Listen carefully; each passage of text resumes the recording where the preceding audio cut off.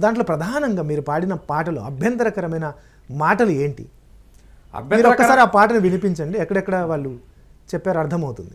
మిత్రుడు కిషోర్ రాసిన పాట అది, నేను రాయలేదాను, నువ్వు పాడితే బాగుంటది, నువ్వు తెలంగాణ ఉద్యమంకి వెళ్ళి ఉన్నావు కాబట్టి కొంచెం నీ వాయిస్లో అయితే కొంచెం గాంభీర్యం ఉంటుంది, కొంచెం పాడమని చెప్తే నేను పాడడం జరిగింది. మార్వాడి మంది కొంప ముంచటోడా, మార్వాడి గలీజు దంద నేర్చినోడా, మార్వాడి తెలంగాణ ముంచినోడా, మార్వాడి బ్రిటిషోని వారసుడా, ఊరూరికి నీ గాడి బిజినెస్ లో నువ్వు కేడి, తెరిచినావు నువ్వు బోడి నీ కండా గుండు మోడి, మార్వాడి తెలంగాణ ముంచినోడా, మార్వాడి బ్రిటిషోని వారసుడా. ఇక్కడ బ్రిటిష్ వాళ్ళ వారసులతో మార్వాడీల్ని పోల్చడం ఒకటి కొద్దిగా అనిపిస్తుంది, కానీ మిగతా చోట్ల పెద్దగా నాకైతే అనిపించట్లేదు. వాళ్ళు ఏం ప్రధానంగా మా తెలంగాణ స్లాంగ్ అది, మందిని ముంచును అనడం, గలీజ్ అంటే చెడు పని చేస్తున్నాం అనడం, అంటే మోసం చేస్తున్నాం అనేది తెలంగాణ లాంగ్వేజ్, అది తెలంగాణ కల్చర్లో ఉన్నటువంటి మా భాష, అది వాళ్ళు ఎలా అర్థం చేసుకున్నారు. అయితే ఇక్కడ 1947 స్వతంత్రం తర్వాత ఇక్కడ బ్రిటిష్ వాళ్ళు, అంటే అంతకంటే ముందు ఇక్కడ జరిగింది స్వతంత్ర ఉద్యమం భారతదేశంలో జరిగినప్పుడు ఈస్ట్ ఇండియా కంపెనీ పేరు మీద వర్తక వ్యాపారం కోసం వచ్చినటువంటి బ్రిటిషర్స్ ఇక్కడ వచ్చి స్థిరపడి మనమిన్నే పెత్తనం చేస్తేనే కదా స్వతంత్ర పోరాటం వచ్చింది, ఈ భారతదేశానికి స్వతంత్రం కావాలని చెప్పింది. అందుకే డాక్టర్ బాబాసాహెబ్ అంబేద్కర్ గారు 1955లోనే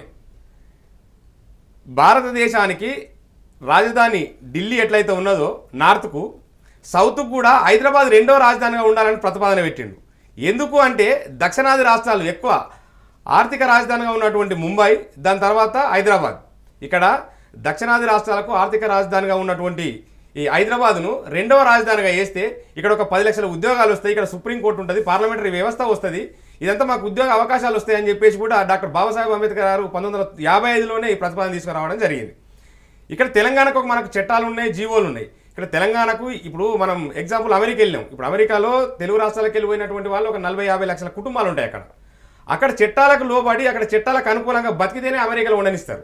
సో ఇప్పుడు ఏంటి, మీరు బ్రిటిష్ వాళ్ళతో పోల్చడాన్ని మీరు అది కరెక్టే అని మీరు సమర్థిస్తున్నారు, అంతేనా? అంతే కదా. రెండో పాయింట్ ఏంటంటే ఇప్పుడు ఇంత గొడవ తర్వాత పాటని వెనక్కి తీసుకుంటున్నారు. నిజానికి ఈ ప్రశ్న నేను కిషోర్ని అడగాల్సి ఉంది. కిషోర్, ఏంటి ఇప్పుడు పాట మీరు వెనక్కి తీసుకుంటున్నారా? మిగతా మీరు రాసిన 2 లైన్లు 3 లైన్లు మాత్రమే ఇప్పుడు నేను రాశానండి, మిగతా పాట 2 లైన్లు పాట ఉంది, పూర్తిగా పాట ఉంది, వింది మాత్రమే 35 సెకండ్లు పాట పూర్తిగా ఉంది. ఇప్పుడు పాటను ఆపేస్తే ఇంకా 100 పాటలు వస్తాయి. మా పాట ఆపేస్తాం అనుకో, ఇప్పుడు ఆల్రెడీ ఒక 30 పాటలు రికార్డ్ అయి ఉన్నాయి, వాళ్ళని ఆపుతారా? ఇప్పుడు ఈ పాట పూర్తి సారాంశం ఏంటి? పూర్తి సారాంశం మార్వాడి వ్యవస్థ గోబ్యాక్ అంటున్నాం, మార్వాడి బిజినెస్ గోబ్యాక్ అంటున్నాం, మార్వాడి మిగతా సాంజాస్ ఉన్నాయా మీ దగ్గర? ఉన్నాయండి, గుర్తున్నాయా? గుర్తున్నాయి, ఉంది ఆల్రెడీ. దానిలో బయలుగాడి మీదొచ్చి బయలుగాడి ఓ నూరుకి స్కూటర్ మీదొస్తావు, పానీపూరి బండి పెట్టి మమ్ముల పాగల్ చేస్తున్నావు, బజ్జి మిర్చి సమోసాతో సంపద దోసుకపోతున్నావు, జిలేబీలు అమ్మి జిందగి ఖరాబు చేస్తున్నావు, స్వీట్ హౌజులు పెట్టి మాకు రోగం తెస్తున్నావు, మార్వాడి మంది కొంప ముంచినోడా, మార్వాడి గలీజు దంద నేర్చినోడా. ఈ వ్యాపారాలని వాళ్ళే కదండి, దీనిలో జెన్యున్గా చేయమంటున్నాం. స్వీట్లు తయారు చేయడం మనకు తెలియదండి, మొత్తం వ్యాపారాలని వాళ్ళవి. వాళ్ళు వ్యాపారం చేస్తూ మన పైన పెత్తనం చేస్తున్నారు, పెత్తనం వద్దంటున్నాం. కష్టపడుతున్నారు, జనాల్లోకి వెళ్తున్నారు, పిల్లల్ని కూడా వృత్తుల్లోకి దింపుతున్నారు. దానివల్ల మీకు వచ్చిన అభ్యంతరం ఏంటనేది? అభ్యంతరం ఏంటంటే తెలంగాణ ఉపాధి పోతుంది తెలంగాణ గవర్నమెంట్ కు. ప్రస్తుత గవర్నమెంట్ లో ఉన్నటువంటి ముఖ్యమంత్రి రేవంత్ రెడ్డి గారికి మేము రిక్వెస్ట్ చేస్తున్నాం, తెలంగాణ యువత బాగుపడితేనే కదా మన రాష్ట్రం బాగుపడేది. యువత పాడైపోతే రాష్ట్రం పాడైపోతున్నట్టే కదా, మన జీడీపీ ఖరాబ్ అవుతుందండి. సింపుల్గా చెప్పాలంటే ఒక్కరికి జిఎస్టీ ఉండదు, ఒక్కరికి ట్యాక్స్ ఉండదు, ఫోన్ పే గూగుల్ పే వాడరు, లీగల్ బిజినెస్ కాకుండా 2 నంబర్ 3 నంబర్ మాల్ తీసుకొచ్చి వాళ్ళు బిజినెస్ వ్యాపారం చేస్తున్నారు. ఏమైనా మళ్ళీ హిందూ ముస్లిం కూడా వాళ్ళు తీసుకొస్తారు హైదరాబాద్లో. కిషోర్, నాకు విషయం చెప్పండి, హైదరాబాద్కి ఒక మంచి పేరుంది. అవును, మీరు మొత్తం ఆంధ్ర నుంచి విడిపోయి ఒక స్వతంత్రతని సంపాదించుకున్నారు. ఇప్పుడు ఇట్లా మళ్ళీ ఈ నినాదం చేయడం వెనక అంటే గో బ్యాక్ మార్వాడీస్ అని చెప్తే హైదరాబాద్కి అది మంచిదే అంటారా? హైదరాబాద్కు ఉన్న పేరుకి కానీ, అంటే తెలంగాణలో వాళ్ళు పాడు చేస్తే మేము చూస్తూ కూర్చోమంటారా సార్? చెప్పండి, వాళ్ళు ఎట్లా పాడు చేస్తున్నారు అంటే వ్యవస్థను, మా సంస్కృతిని పాడు చేస్తున్నారు. మాకు ఉద్యోగాలు రాకపోతే అప్పుడు మేము ఏం కావాలండి? మాకు ఉపాధి లేదు, ఉద్యోగం రాదు, ప్రతి దానిలో కాంపిటీషన్ వాళ్ళైనప్పుడు మేము ఏం చేయాలి అప్పుడు చెప్పండి? ఇప్పుడు ఏదైనా మీరు ఆంధ్ర ప్రాంతం వాళ్ళు తెలంగాణలో ఎక్కడైనా ఊరికి వెళ్ళండి, ఎవరి కోసం వచ్చారండి అని అడుగుతారు ఫస్ట్. అమ్మ ఎవరింటికి వచ్చావు, ఎవరి కోసం వచ్చావు అని. వాళ్ళు లేరండి, బయటకు వెళ్ళారు, ఇప్పుడే చేనికి వెళ్ళారు, ఇంకా నీళ్ళు తాగుతారా, టీ తాగుతారా అని మా గౌరవం అట్లుంటుంది. ఎవరు వచ్చినా తెలంగాణ విలేజ్లకు వీళ్ళు ఏంటంటే అక్రమంగా చొరబడి అక్కడ షటర్ ఓపెన్ చేస్తాడు, స్వీట్ హౌస్ పెడతాడు, అన్ని వ్యాపారాలు వాళ్ళు పెడతారు. ఒకప్పుడు కంసాలీలు ఎట్లా ఉంటుండే, విశ్వబ్రహ్మణులు ఒకప్పుడు బ్రహ్మంగారి వారసులు. విశ్వబ్రహ్మణులు అంటే వాళ్ళకు వేదం తెలుసు, శాస్త్రం తెలుసు, విశ్వకర్మలకు అన్నీ తెలుసు. వాళ్ళ వ్యవస్థ ఎట్లా ఉంటుండే, ఇప్పుడు వాళ్ళు సూసైడ్ చేసుకుని చచ్చిపోయే పొజిషన్లో ఉంది. ఒక్కొక్కరు కనీసం పెట్రోల్కు డబ్బులు లేవు, స్కూటర్ వాడితే, బైక్ వాడితే. అంత దీన పరిస్థితి మార్వాళ్ళు తీసుకొచ్చారు గోల్డ్ షాపులు పెట్టి ప్రతి ఊర్లో. లేకపోతే ఇలా జరగదు కదా. అట్లా ఒక్క వ్యవస్థని కాదు, పద్మశాలీలు ఒకప్పుడు ఉండే కుటుంబాలు. బట్టల షాపులు అంటే పద్మశాలీలే, పెళ్లిళ్ళకు పేరంటాలకు దేనికైనా కొనేది. ఇప్పుడు పద్మశాలీల షాప్ ఒకటే ఎందుకు తెలంగాణ చూపించండి చూద్దాం.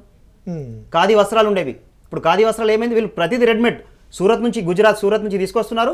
ఇక్కడ అగ్వసగ్గా తీసుకొచ్చి ఇక్కడ టాప్ రేంజ్ రేట్లో అమ్ముతున్నారు. మరి ఎందుకు ఇదంతా వ్యవస్థను ఎందుకు పాడు చేస్తున్నారని అడుగుతున్నాం మేము. మన ప్రాంతం అభివృద్ధి ఎట్లా జరుగుతుంది, మన లోకల్ వాళ్ళు బాగుపడితే ప్రాంతం అభివృద్ధి జరుగుతుంది కదా. వీళ్ళు అప్పుల పాలైపోయి దివాలా తీసిన రోజు అప్పుడు ఏడుచుకుంటూ కూర్చోవడము, చచ్చిపోవడం తప్ప ఇంకేముంటుంది ఇక్కడ, ఏముండదు కదా. స్మాల్ కేర్ ఇండస్ట్రీస్ కింద సొల్యూషన్ అంటే వాళ్ళ వ్యాపారం వద్దంటున్నాం. వాళ్ళ వ్యాపారం చేయాలనుకుంటే గవర్నమెంట్కు ట్యాక్స్ కట్టండి, గవర్నమెంట్కు ట్యాక్స్ కడుతూ నిజమైన వ్యాపారం చేయండి. ట్యాక్స్ కట్టకుండా వీళ్ళు వ్యాపారాలు చేస్తున్నారు. ఇప్పుడు 30 సంవత్సరాలు జరిగింది అదే. మీకు దగ్గర ఆధారాలు ఉన్నాయా అట్లా మాట్లాడడానికి? ఆధారాలు మేము చూపిస్తాం, చాలా వరకు ఉన్నాయి. ఇప్పుడు ఒక ప్రొడక్ట్ ఉందండి, ఒక ప్రొడక్ట్ ఈ వస్తువు తయారు చేస్తాం, దానికి బార్ కోడ్ ఉండాలి కదా. బార్ కోడ్ ఉండదు, వాళ్ళ ప్రూఫ్ ఉండదు, కస్టమర్ కేర్ నంబర్ ఉండదు, కంపెనీ ఏడుందో చెప్పరు, కానీ వస్తువు మాత్రం మార్కెట్లో ఉంటుంది. వాళ్ళు ఎక్కువగా అసంఘటిత రంగంలో అంటే చిన్న చిన్న వ్యాపారాలు అంటే ఎక్కడైతే ఉన్నాయో, మీరు అన్నాడు ఇందాక టీ పెట్టుకొని అమ్మడం, లేదంటే జిలేబీలు అమ్ముకోవడం, ఎట్లా అంటే ఒక అసంఘటితంగా అంటే ఉమ్మడిగా ఉండే సంఘటిత వ్యాపారంలోకి రాలేదు. వాళ్ళు చాలా చోట్ల అసంఘటితంగా ఉన్న వ్యాపారంలోకి వచ్చేస్తున్నారు. ఉమ్మడిగా కూడా వచ్చారు. అసంఘటిత వ్యాపారంలో వాళ్ళు వాడే ఆయిల్ చూడండి, 30 నుంచి 40 రూపీస్ లో డాల్డా ఉంటుంది కదండి. ఆ డాల్డా లాంటి ఆయిల్ వాడతారు వాళ్ళు. అది వాడడం వల్ల హెల్త్ ఖరాబ్ అయిపోతుంది కదా. ఇప్పుడు మిర్చిలలో వాడే ఆయిల్ అని చూపించండి.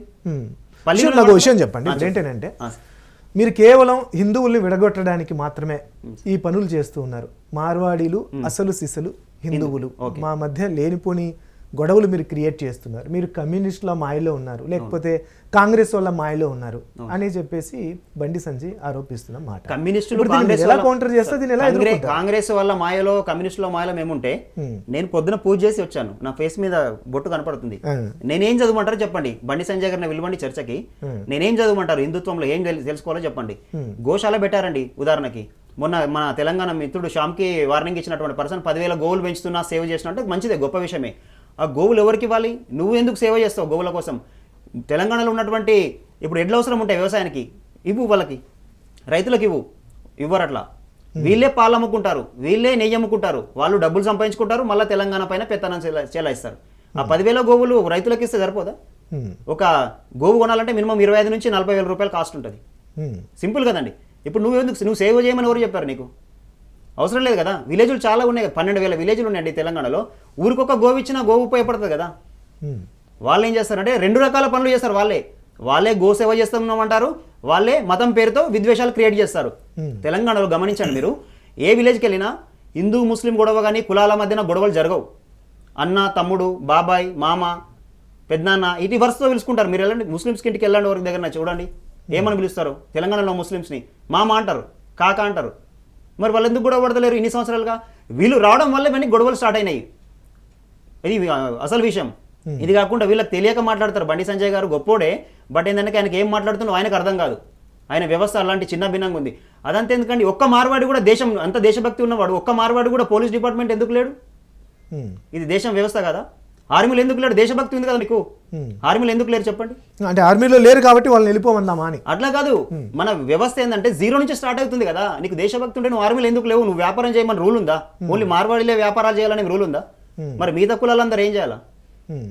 చేయొద్దా?